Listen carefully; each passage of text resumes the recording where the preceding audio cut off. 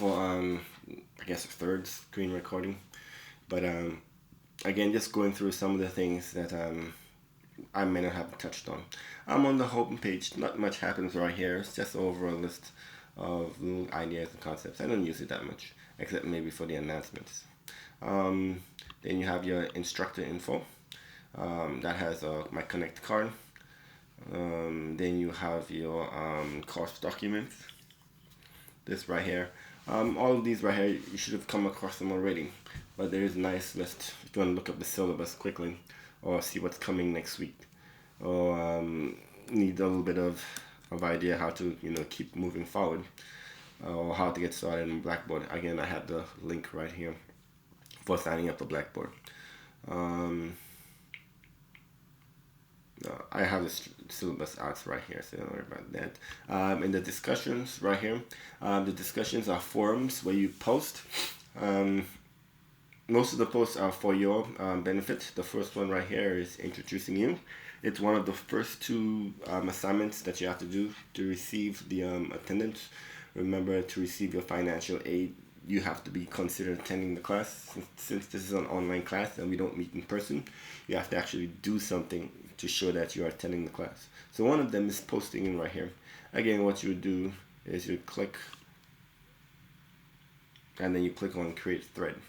And after you create thread, threads will appear right here. I guess I should make one at some point, maybe. After right here, you have your study journal. Your study journal is a private journal. And in that journal right here, it's one of your requirements for your course. This one is for a grade. In the study journal, once a week, you have to record your studying habits.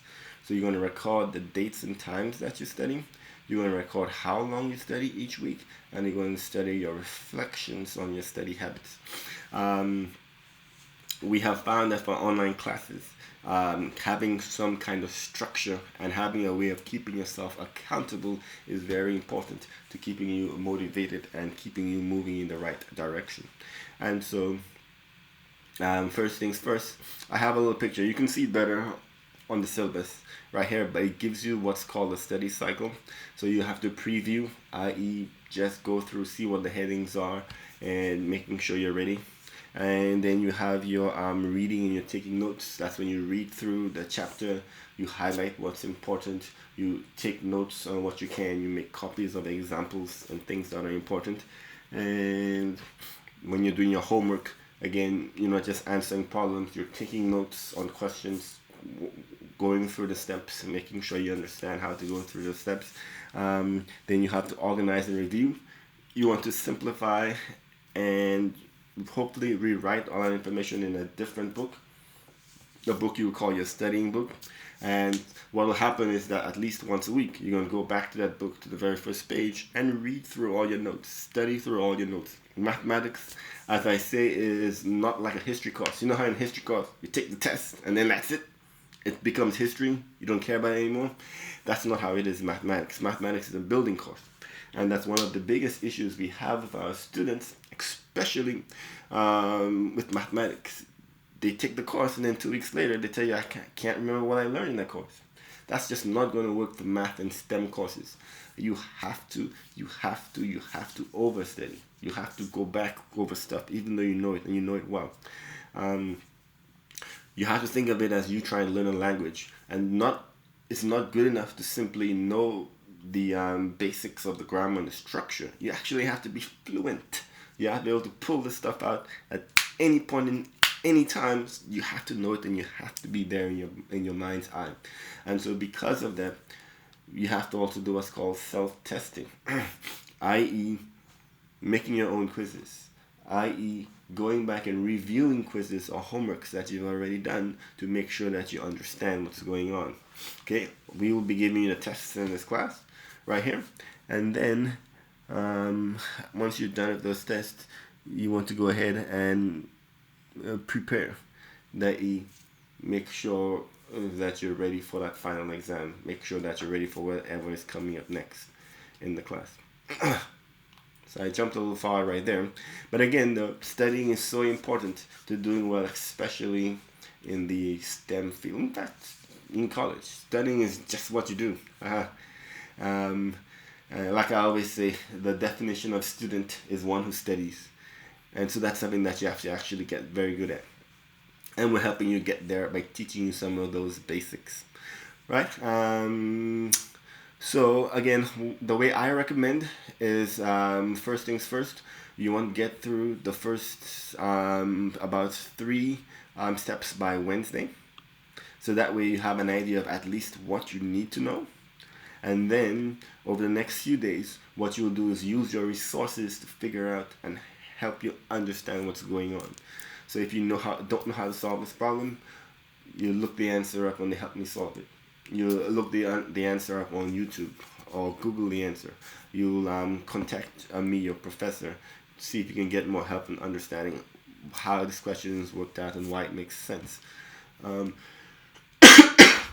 And so then when Saturday rolls around, you should have everything all well buttoned up and ready to go, and that's when you will take that quiz, that end of the week quiz, or the end of the week quizzes, because you also have to take a review quiz as well, starting in the second week of the class. So that is Sunday. You'll do your preview, get through the chapter. On Monday you take your Sunday night you then take your review quiz, and then you'd start working through those homework problems. Try and get through them by Wednesday, and then review, practice before Saturday. That'll end the week. So I have an example of a journal entry right here. Say maybe the second week in the class, Monday, Wednesday, Thursday, and Saturday you did studying. This is when you started, this is when you stopped, this is what you covered right here. Then you have the number of hours you did for the week, and then you have your reflections on what happened this week. Were you motivated? Were you energized? Did you set a goal? Did you make that goal? Are there anything that you find that's really easy? Are there things that you're not ready for? And is there anything you need to plan for or prepare for the upcoming week? And these help center you and give you a sense of where you stand in the class and how things are going. And they help keep you, getting you ready, because if you have no idea what's going on, then you need to seek help. When you're starting to reflect and see what's happening and you're not understanding what's happening, you can go ahead and get through this. This, unlike most of the other ones, is a requirement and a grade. It is a grade, and so it's something that you have to do every week. What you do is you come up, you click on Create Journal Entry, you give it a title, say week 3, and then you go ahead and enter the information that you need to enter. Or you can attach a file. So you come right here, you click, and then you can attach a file. If you want to, you can also attach a video file if you prefer. I'll show you actually how you can create videos as well. Let's not create this though. Right, so that's that right there.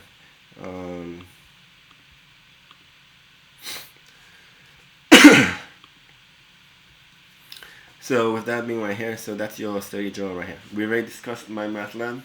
MyMathLab is the main hub of the course where most of your work gets done.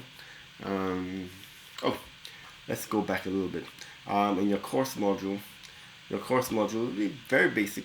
It'll just be an idea of what you need to get done by the end of the week. So you gotta do your reading quiz. It's due on Monday. Homework, your regular quiz. MyMathLab is how you get there. And then of course you have to do your study journal at the end of the week. Right. Then next on the list right here is announcements. If there's anything that I want you to know, I will create an announcement. It will send you an email. You can always come back and review the announcements that have been sent out. Groups. In this class right here, we will be doing group work in what's called a gym. A gym is a PDF assignment that you gotta print out, or if you haven't the tools, you can do it digitally. But what happens is that each member of the group needs to work on the assignment, And then what you need to do is come together and collaborate and decide on one finished working product that you will then turn in. It has a little bit of everything, a little bit of say fractions and factoring, a little bit of current work, and a little bit of word problems. It's meant to get you rounded and hopefully get you ready to go to the next level in the course. That's part of the reason why we want you to work together, because in real life you almost always work in groups and teams, and online that can be done very easily. Everyone just needs to have an agreed time to get everything done in, and then time to meet, or you can just message each other back and forth to figure out, okay, yes, the answer for number one is correct. No, the answer to number one is incorrect. I checked this resource and they said that was the answer, and I tried it out. You can always plug your answer back in and see, and it works. So therefore I know that this answer is correct, and therefore you can go from there. Another important tool is Blackboard Collaborate. It is the free conference room conferencing system that we have. As you notice, everyone in their class has their own room, and so anyone from your group can come and say join your room, say at 8 o'clock, and then all of y'all will come together. I can schedule a session right here. Say, for instance, if I had a major announcement I needed to make to the whole class and I wanted everyone present so I can get your immediate feedback, I would schedule that kind of session. I don't normally do those because this is meant to be asynchronic, i.e. everyone does it on their own schedule. But that could happen. And let's say, for instance, a hurricane was coming. You need to get out some information quickly. But when you join the room, it will download a file. The first time you need to download the launcher. Once you download the launcher, you just click on the little button right here. It opens up the Blackboard Collaborate, and then it gives you the video conferencing window.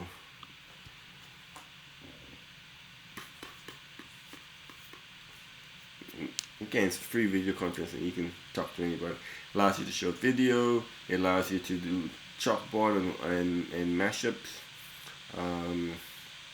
Allows you to, right here, you can click up here, and then you can, there you go, and then you can all work together, writing out the answers to problems and so forth and so on. You can record it, send messages back and forth, and you can do video. You can do chatting right here. You can turn on the video if you want to. Turn the button on to talk, so they can listen.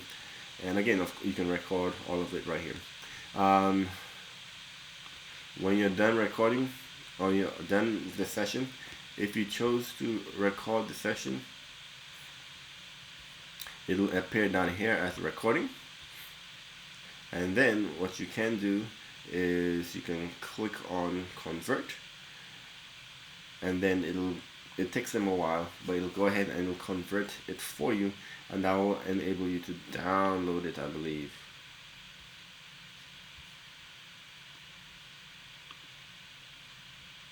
I believe that will allow you to download it.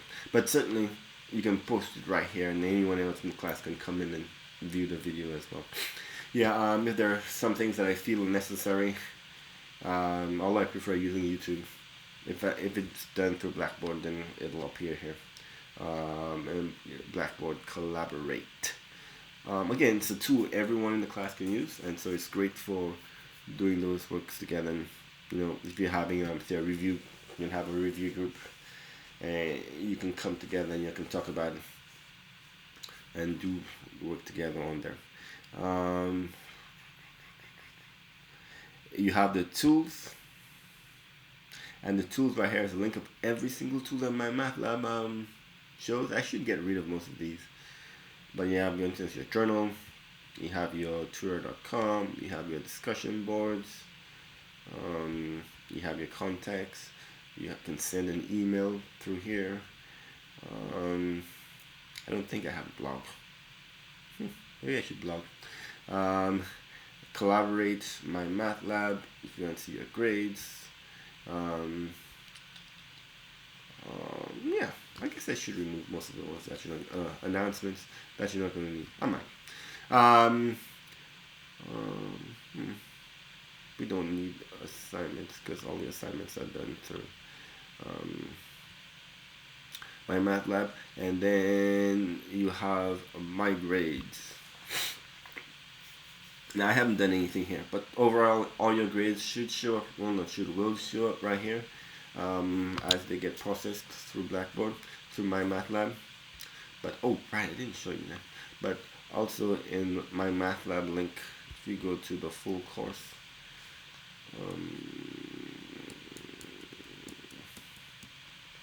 you have your gradebook right here.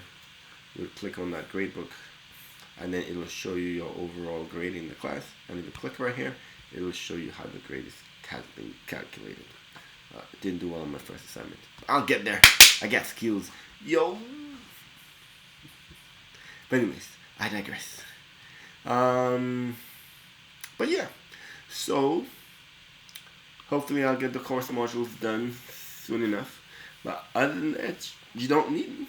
You just gotta go in there and do the assignments. Most of the assignments are available immediately. It is only the gyms that show up at the beginning of the week and then they close out at the end of the week.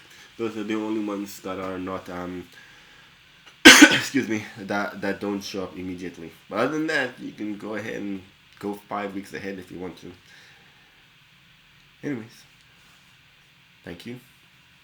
Good luck. Work hard. And of course, seek help when you need.